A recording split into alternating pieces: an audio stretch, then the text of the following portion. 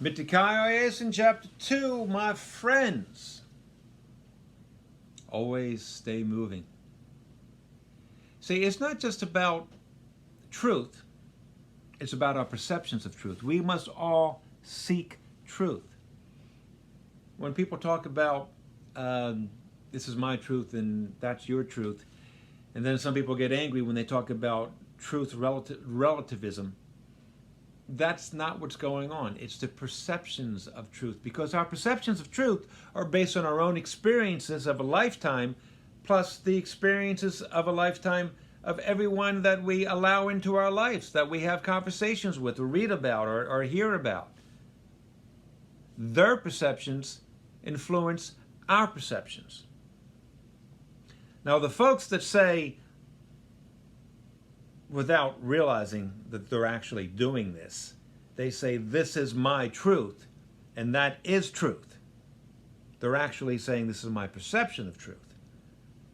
But when folks get so caught up in their own perceptions that they say, this is truth, and that's it, and don't move, remain still, then life passes them by, and I suppose they contribute something to this world. Everyone contributes something, but they are absolutely diminishing themselves. They are reducing by large amounts their impact, their positive impact upon this world. What we need to do is understand and acknowledge that everybody has their perceptions of truth. And we have to honor that. We have to validate that. We have to be willing to have a dialogue with them. And as I said earlier, to allow them to teach us, as well as invite them to allow us to teach them. We must listen and we must dialogue. And if there's something wrong with the perception of truth, by listening and dialoguing, we can actually work toward shaping and directing their perception of truth, helping them to learn. Because when somebody learns, it stays with them. But if somebody is just simply shouted down or shamed, well, it might stay with them, but not in the positive sense. That shame and that anger will drive them to their own anger, and to making other people angry, to making other people shameful, to making other people feel fearful.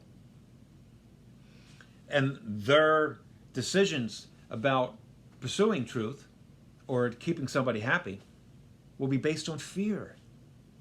Fear can be long-lasting, and fear doesn't engender any sort of healthy growth. If you want to change somebody's soul, if you want to influence somebody's perception of truth, then you do it with compassion. You do it with understanding. You do it with empathy. And you make a lasting change. If you try to change somebody's point of view or behaviors through fear, maybe they'll change. Maybe they'll change for the rest of their lives. But the lesson that they will teach others within their lives is how to fear, and how they didn't really want to do it, but they did because they made their decisions out of fear. But if you can convince somebody to make a good decision, a healthy decision, a decision toward truth, a decision toward love, a decision toward purpose, then that person brings that lesson onto everyone else around them, and to their progeny, and to their family, to their colleagues. And it has the infinite potential of spreading out exponentially and finally making that beautiful, lasting change. that will allow us to achieve peace in our times, respect in our times, integrity in our times, working together as one large universal family. Guess I'll talk to you next week. Peace. Four fingers.